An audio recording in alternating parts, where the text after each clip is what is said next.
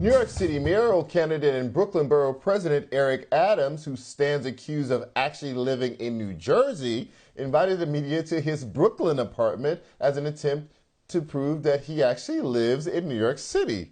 Once images from that media tour began to circulate, his opponents in social media have cast doubt that the apartment is actually his residence. Social media was quick to point out that Adams, who has claimed to be a vegan for years, had animal products such as salmon and ranch dressing and sausage in his fridge. Images from Adams' refrigerator immediately went viral, inspiring the hashtag FridgeGate and became a trending topic on Twitter. Social media also questioned if the sneaker collection in his apartment matched his style. Adams' residency controversy has him tangled in a war of words with Andrew Yang, who is also running for mayor. Adams suggested that Yang's assumptions that Adams cannot own two homes is racially motivated. Adams has gone so far as to compare Yang's accusations about his residency to Donald Trump's birther accusations against Barack Obama. While Yang insists that his accusations are based on the fact that Adams has never paid rental income tax in New York. According to Emerson College polling, despite the controversy and confusion, as of Wednesday, Adams still holds a solid lead in the race. Joining us to give us the latest on the New York City mayoral race is WNYC politics reporter Bridget Bergen. Bridget, where does Eric Adams live? Well, he did spend a lot of time at Brooklyn Borough Hall during the course of the pandemic. He owns multiple residences, Wait, multiple I properties. understand it. He slept there sometimes, right? That's the implication there. Uh, yes, he said that during the course of the pandemic, so that he could work as much as possible for Brooklyn residents. And to be fair, at the he did work hard to try to secure PPE for people in Brooklyn. He did say that he was spending most of his time at Brooklyn Borough Hall. Set up a bed, a mini fridge, was there throughout the night. We're certainly at a different point in the pandemic, and obviously a very different point in this mayoral race. And so Politico New York did a very detailed story earlier this week that went through looking at inconsistencies in some of the public records related to Eric Adams' properties, and tried to answer the very question you asked me, which is, where does Eric Adams live? One of the reasons why I think this has become an issue is because Adams took a very aggressive position against Andrew Yang, one of the other candidates in this race, who during the height of the pandemic has been open about the fact that, while his family has an apartment in Manhattan, that they were in New Paltz for the height of the pandemic. And he, Adams has lobbed some pretty severe attacks against Yang for leaving the city during that difficult time. But this put Adams in this, obviously interesting position of having to invite the media into his home, or a home that he owns, and try to make the case that this was where he lived. And So went so what were far as to release. the inconsistencies that were found? Well, there were some questions about whether he had paid taxes on some of the properties where there could have been rental income.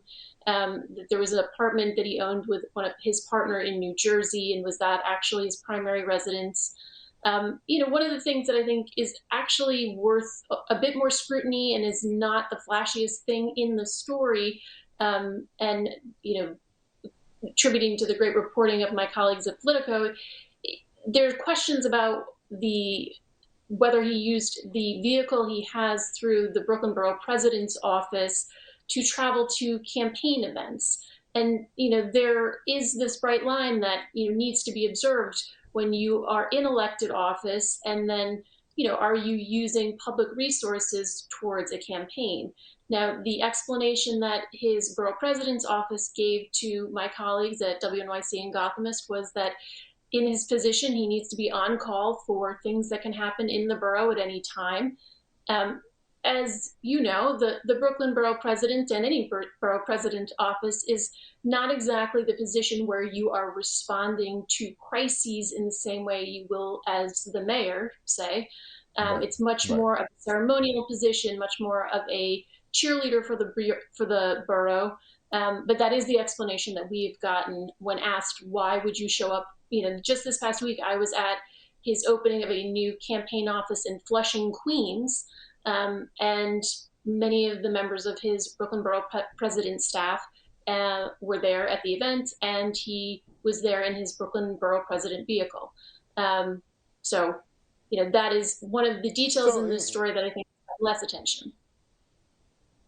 let's zoom out a little bit. Tell us, what is the state of the race in New York for mayor? Who's leading? What are the chances? By how much? Because this time around, New York City is electing their mayor through ranked choice voting, which I think throws everything in chaos. I'm not sure that we know how to call it the way we would have called it in previous elections. Absolutely. I mean, that's one of the things that's been most interesting about this race. There has been very limited public polling. And one of the reasons that pollsters have given is this wild card of ranked choice voting. We haven't seen it in New York City before. It's obviously used in other parts of the country. San Francisco's had it for a long time. They use it in the state of Maine. But here in New York City, voters in this primary will be able to rank their top 5 candidates out of the 13 Democratic candidates that will be on the ballot. And then, the voting in person actually begins tomorrow. Early voting starts on Saturday. Saturday runs through next Sunday, 9 days of early voting. There'll be a break, and then we'll have the primary day on June 22nd. At this point, the race has had 8 frontrunners, so to speak, for the last month or so of the race, and even that is now winnowing down probably to about 4. Eric Adams is leading the pack at this point, and Andrew Yang, who was a frontrunner when he jumped in the race back in January, has started to dip down in the polls, which is part of one of the reasons some people say he's been more aggressive on this line of attack, particularly this past week. Catherine Garcia, the city's former sanitation commissioner under Mayor de Blasio, Mm-hmm. she also earned the endorsements of the New York Times and New York Daily News, has been creeping up in the polls. And then there's Maya Wiley. Mm-hmm. She's a civil rights attorney, also worked for the de Blasio administration. She has basically the entire progressive wing kind of coalescing against her, coalescing behind her. She was endorsed last Right. weekend by Congresswoman Alexandria Ocasio-Cortez, Senators Elizabeth Warren and Bernie Sanders, and many of the Mm-hmm. most progressive organizations in the city of New York, Working Families Party, a lot of community-based Mm-hmm. organizations. This is, of course, after some scandal around former New York City Controller Scott Stringer. He was accused Yes. of sexual misconduct by 2 women, and Diane Morales, who was the furthest left and has had campaign Right. issues of her own. Bridget Bergen, we will keep our eye on this race. Hopefully, have you back once we get a winner to these primaries. Thank you so much for joining us. I really appreciate it. Thank you.